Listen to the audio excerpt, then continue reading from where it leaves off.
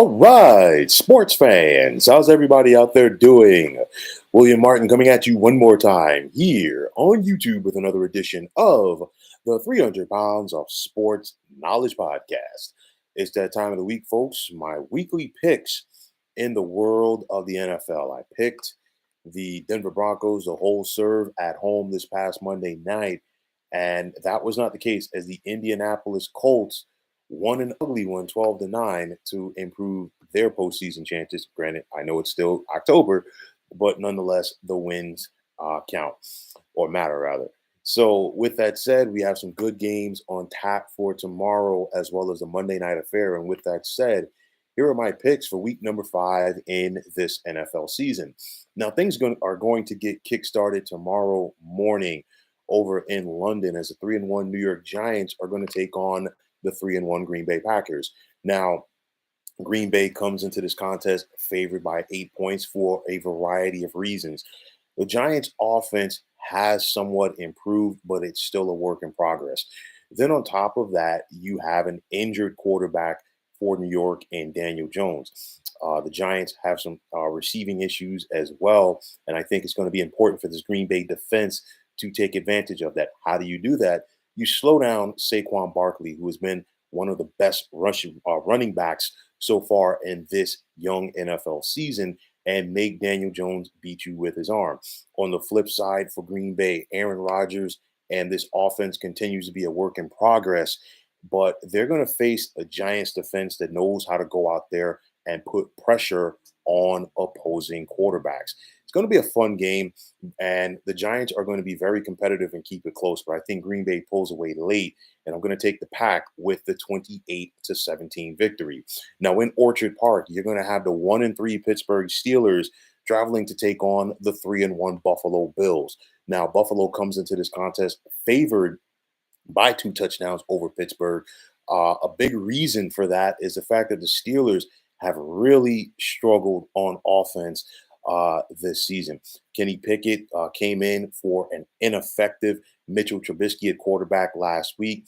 Looks like the Kenny Pickett era is here, and now he's got to go up there and deal with this Buffalo defense. But the Pittsburgh defense has been carrying this team so far this season, and they're going to have their hands full with one of the more explosive offenses in the NFL, led by quarterback Josh Allen. I think the Steelers' defense is going to do their part to try to keep this game close. But the bottom line is there's not enough balance right now for Pittsburgh. And because of that, Buffalo is going to pull away with the 30-17 win. Now, in Cleveland, you're going to have the 2-2 Browns hosting the 2-2 Los Angeles Chargers. And for the Chargers, can they find a way to take advantage of another game that they're supposed to win? They got their business done last week on the road against the Houston Texans, and this is a Cleveland team that the Chargers should beat. But with that said, they're definitely going to have to pack a lunch. Myles Garrett is expected to be back at defensive end for Cleveland in this one, and it's going to be imperative to protect quarterback Justin Herbert as he's still coming back from that rib injury. I look at the Chargers. They have the talent to do some very good things this year, but they got to take care of their business this season, unlike how they did last year, most notably in games that they were supposed to win. The Chargers come into this contest favored by just 1.5 points, and it's going to be a tight one throughout, but I'm still going to take the Lightning Bolts on the road by the score of 24-20. Now you're going to have the 2-2 Chicago Bears traveling to take on the 3-1 Minnesota Vikings. And for the Bears, they got to find a way to get their offense going as it has been stuck in the mud. The Bears defense has held their own so far. And the thing that you want to look at in for this game for the Bears defensively, can they go out there and force Vikings quarterback Kirk Cousins to making some mistakes? But make no mistake about it, I think Justin Jefferson, a wide receiver for Minnesota, is going to have a big-time impact in this game for the Vikings. One of the better pass catchers already in the NFL in his brief career, and I think he's going to be on display tomorrow afternoon as Minnesota gets the 24-20 win at home. Now in Foxborough, you're going to have the 1-3 New England Patriots hosting the 1-3 Detroit Lions, as it's going to be Bailey Zappi at quarterback, as he's hoping to help the Patriots get their first home win of the season. For the Lions, they're 1-3. They could easily be 3-1, but at the end of the day, you are what you are. It was a point fest last week between the Lions and the Seattle Seahawks in Detroit. But the bottom line is, as good as the Lions' offense has been so far this year, their defense has been just as bad. So if you're Bill Belichick and you're trying to break in a rookie quarterback, you got to be licking your chops to see what he can do against this Lions defense. One thing you could say about this Lions team under Dan Campbell, I know he gets the reputation as being a rah rah coach, but he finds a way to coach his team up every week and get them ready to play and leave it all out there on the field. And with that said, I think the Lions go on the road in this one and come away from Foxborough with the 24-21 win. Now at the Superdome in New Orleans, it's going to be the 1-3 Saints hosting the 2-2 Seattle Seahawks. And for New Orleans, they've yet to win at home, which is surprising. But make no mistake about it, this is going to be a very interesting game here. You have the Saints going with Andy Dalton at quarterback, subbing for the injured Jameis Winston. The Saints offense, they got it going late last week in London against Minnesota, but of course that missed field goal changed a lot of things. Nonetheless, you look at Seattle, they put up a big day offensively last week, and now you got to try to do it against this New Orleans defense. It's going to be easier said than done for Geno Smith and crew. Like I said before, I think this could be one of the better games of the week. Just like I said last week with Seattle and Detroit. I think this is going to be a fun back and forth type game, but I'm going to take New Orleans at home by the score of 24-22. Now at the Meadowlands at MetLife Stadium, you're going to have the 3-1 Miami Dolphins traveling to take on the 2-2 New York Jets. And for Miami, they come into this contest favored by 3.5 points, in spite of the fact that they're not going to have their starting quarterback Tua Tagovailoa for this Sunday and possibly for the next couple of weeks.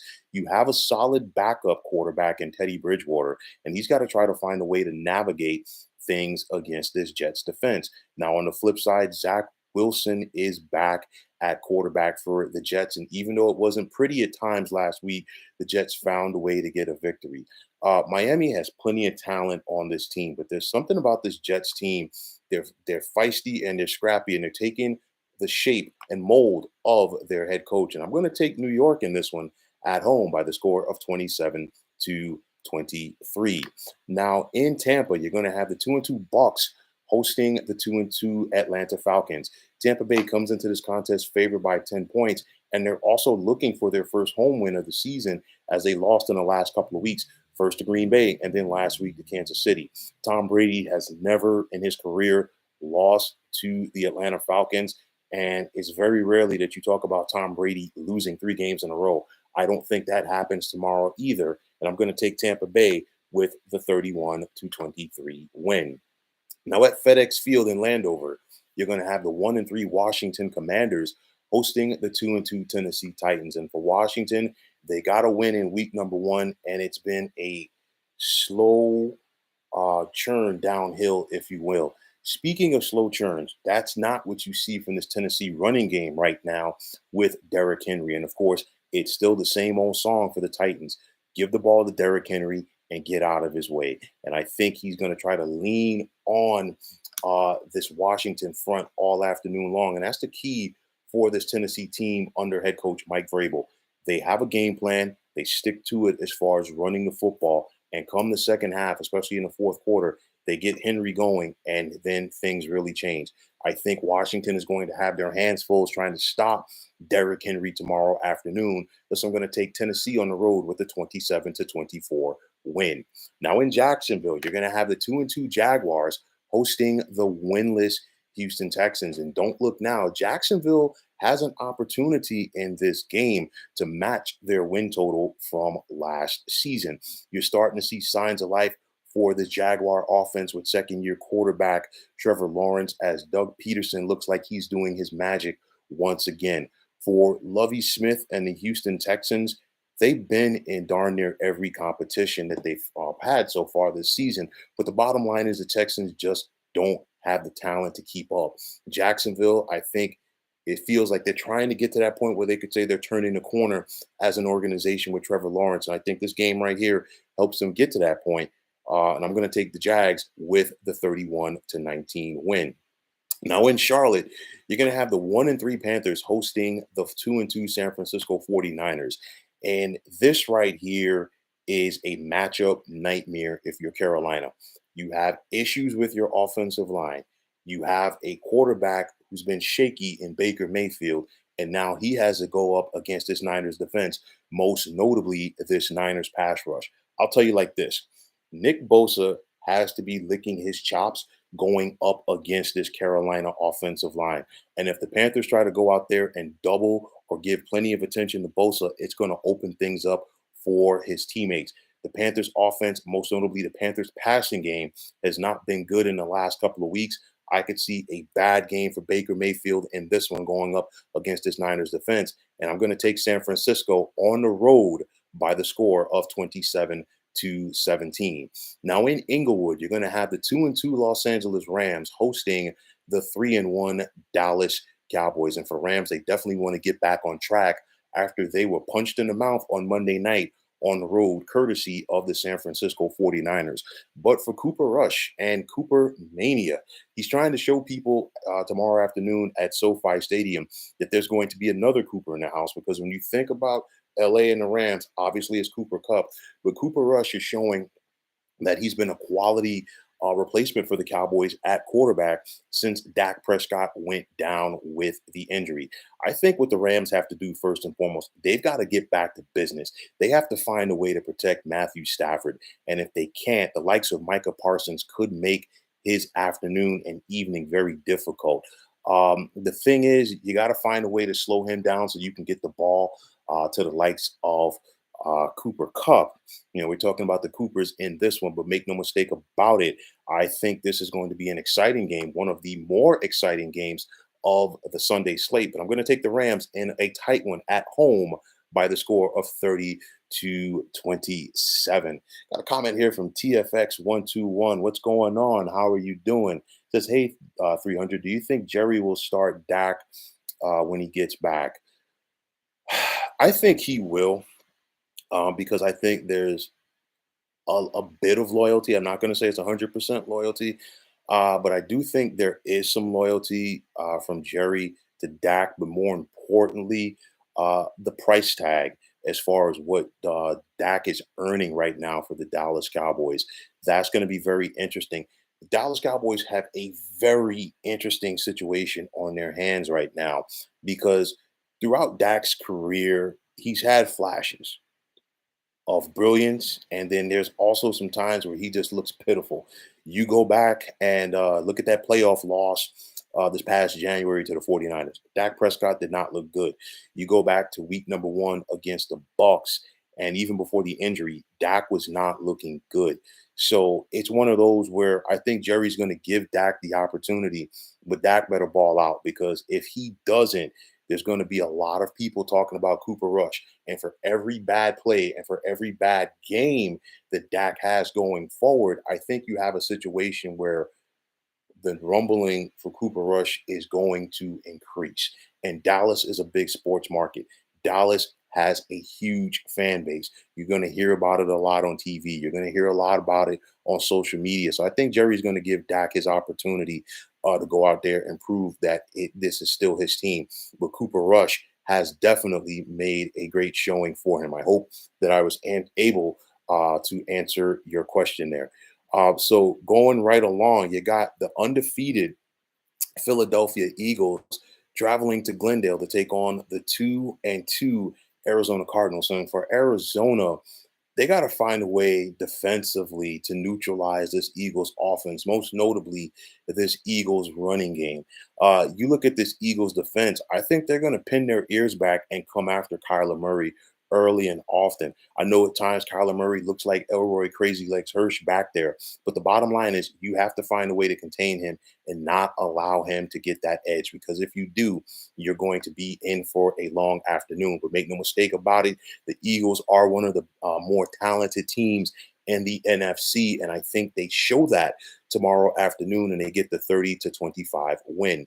Now, tomorrow night, you're going to have the 2-2 Cincinnati Bengals traveling to take on the 2-2 Baltimore Ravens. And for Baltimore, they've lost both of their home games so far, and it's heartbreaking fashion if you're the Baltimore Ravens. You had a big lead against Miami, you blew it. You had a big lead last week against Buffalo, and you blew it. And the Ravens got to find a way to seal the deal. Most notably, I know that their defense is going to get a lot of blame for blowing those leads, but their offense has to find a way to be more consistent for 4 quarters. And also, they have to find a way to finish. Now, for Andy Dalton and the Cincinnati Bengals, they've gotten back to the 500 mark after losing their first 2 games of the season. And at times, Baltimore's secondary has been looking shaky, which means if they can't get to Andy Dalton, this secondary is going to have a long evening trying to stop Mr. Jamar Chase. I think this is going to be a back and forth affair, but I think the Ravens finally find a way to get it done at home, and I'm going to give them the 24-23 win. And finally, on Monday night, you're going to have the 3-1 Kansas City Chiefs hosting the 1-3 Las Vegas Raiders. And for Kansas City, this could be an opportunity for them to really get some distance between themselves and the other teams in the AFC West. We've seen the struggle so far from Denver. We've seen the struggle so far from the Raiders. And these were 2 teams that a lot of people expected to contend for postseason berths coming in. And so far, they haven't gotten to that point. The Chiefs continue to get their stuff done on offense. And that's a big credit to Andy Reid, their head coach, who is one of the best to have ever done it. Also, it's a credit to Patrick Mahomes, who is one of the better quarterbacks in the game right now. But you see this defense, which has really been stepping up for Kansas City so far this season. And they want to go out there and put some pressure on Derek Carr. And if this front seven of this defense, led by defensive coordinator Steve Spagnuolo, can find a way to get some pressure on Derek Carr, I could see him throwing 1 or 2 interceptions tomorrow night at Arrowhead. Kansas City is playing like the better team right now, and that's because they are. And because of that, I'm going to take the Chiefs to win this one at home by the score of 34-24. So, folks, those are my picks for week number 5 in this NFL season. And as always, I want to take this time out to thank you for tuning into the 300 Pounds of Sports Knowledge podcast here on YouTube. I want to take this time out to thank all of you fine folks out there for tuning in. And if you have not already, please feel free to subscribe to this channel. Now, if you're on Twitter, please feel free to follow me at 300 Pounds of Sports. And like I always say, if you follow me, it will be my pleasure to follow you right back. There's also the sports discussion group on Facebook at the Sports Depot 365. You can check it out, drop a line, and be a part of one of the better sports debating sites going on social media. Also, please feel free to check me out on here tomorrow evening. I'll be recapping some of the good NFL action from tomorrow, as well as talking about some of the things that we saw on the college football scene today. And then in the next coming days, I'll be giving you a preview of the upcoming divisional series in both the American League and National League in Major League Baseball, as well as be on the lookout for my NBA previews as the season is right around the corner. So once again, fine folks, my name is William Martin. I am signing off, saying take care and have yourselves a wonderful day.